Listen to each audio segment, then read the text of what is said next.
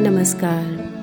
पापांकुशा एकादशी का व्रत और भगवान विष्णु की पूजा से हर तरह के पाप खत्म हो जाते हैं। हिंदू पंचांग के अनुसार आश्विन मास के शुक्ल पक्ष की एकादशी को पापांकुशा एकादशी कहते हैं। इस एकादशी पर मनोवांछित फल की प्राप्ति के लिए भगवान विष्णु की पूजा की जाती है। धर्म ग्रंथों के अनुसार जो मनुष्य कठिन तपस्याओं के द्वारा फल प्राप्त करते हैं, वही फल इस एकादशी पर शेषनाग पर शयन करने वाले श्री विष्णु भगवान को नमस्कार करने से ही मिल जाते हैं और मनुष्य को यमलोक के दुख नहीं भोगने पड़ते हैं। एक बार धर्मराज युधिष्ठिर कहने लगे कि हे भगवान, अश्विन शुक्ल एकादशी का क्या नाम है? अब आप कृपा करके इसकी विधि तथा फल कहिए। भगवान श्री कृष्ण कहने लगे कि हे युधिष्ठिर, पापों का नाश करने वाली इस एकादशी का नाम पापांकुशा एकादशी है। हे राजन, इस दिन मनुष्य को विधि पूर्वक भगवान पद्मनाभ की पूजा करनी चाहिए। यह एकादशी मनुष्य को मनवांछित फल देकर स्वर्ग को प्राप्त कराने वाली है। मनुष्य को बहुत दिनों तक कठोर तपस्या से जो फल मिलता है, वह फल भगवान गरुड़ ध्वज को नमस्कार करने से प्राप्त हो जाता है। जो मनुष्य अज्ञानवश अनेक पाप करते हैं परंतु हरि को नमस्कार करते हैं, वे नरक में नहीं जाते। विष्णु के नाम के कीर्तन मात्र से संसार के सब तीर्थों के पुण्य का फल मिल जाता है। जो मनुष्य शांग धनुषधारी भगवान विष्णु की शरण में जाते हैं, उन्हें कभी भी यम यातना भोगनी नहीं पड़ती। जो मनुष्य वैष्णव होकर शिव की और शैव होकर विष्णु की निंदा करते हैं, वे अवश्य नरकवासी होते हैं। सहस्त्रों वाजपेय और अश्वमेध यज्ञों से जो फल प्राप्त होता है, वह एकादशी के व्रत के 16वें भाग के बराबर भी नहीं होता है। संसार में एकादशी के बराबर कोई पुण्य नहीं, इसके बराबर पवित्र तीनों लोकों में कुछ भी नहीं।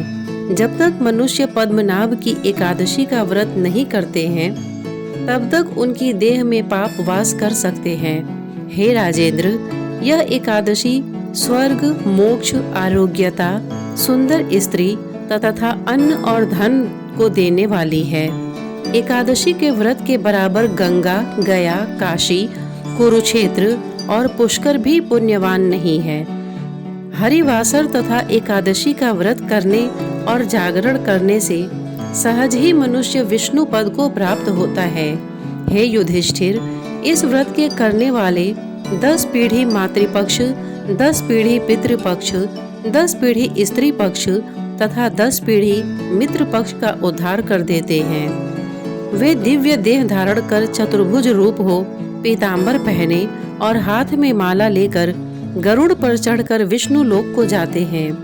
हे नृपोत्तम, बाल्यावस्था, युवावस्था और वृद्धावस्था में इस व्रत को करने से पापी मनुष्य भी दुर्गति को प्राप्त न होकर सद्गति को प्राप्त होता है।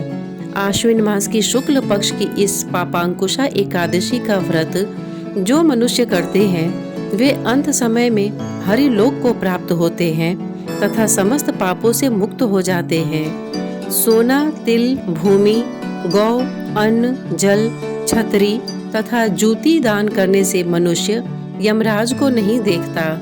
जो मनुष्य किसी प्रकार के पुण्य कर्म किए बिना जीवन के दिन व्यतीत करता है, वह लोहार की भट्टी की तरह सांस लेता हुआ निर्जीव के समान ही है। निर्धन मनुष्यों को भी अपनी शक्ति के अनुसार दान करना चाहिए तथा धन वालों को सरोवर, बाग, मकान आदि बनवाकर दान करना चाहिए।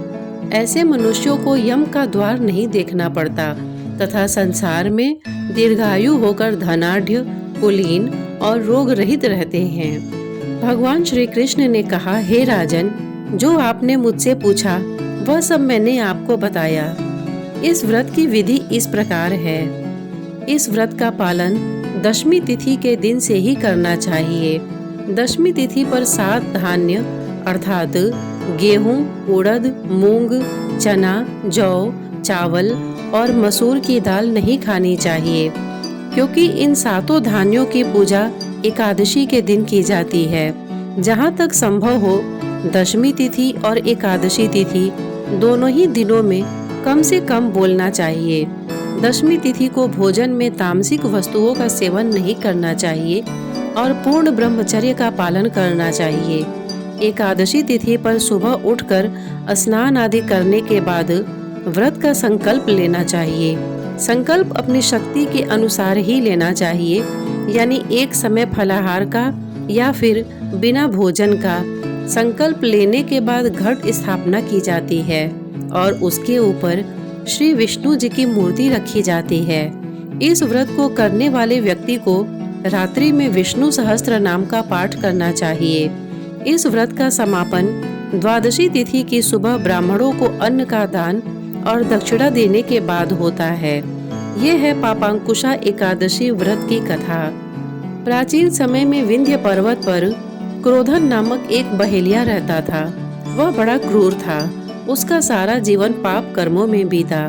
जब उसका अंत समय आया तो वह मृत्यु के भय से कांपता हुआ महर्षि अंगिरा के आश्रम में पहुंचकर याचना करने लगा, हे ऋषिवर, मैंने जीवन भर पाप कर्म ही किए हैं। कृपा कर मुझे कोई ऐसा उपाय बताएं जिससे मेरे सारे पाप मिट जाएं और मोक्ष की प्राप्ति हो जाए। उसके निवेदन पर महर्षि अंगिरा ने उसे पापांकुशा एकादशी का व्रत करने को कहा। महर्षि अंगिरा के कहे अनुसार उस बहेलिये ने पूर्ण श्रद्धा के साथ यह व्रत किया और किए गए सारे पापों से छुटकारा पा लिया। धन्यवाद।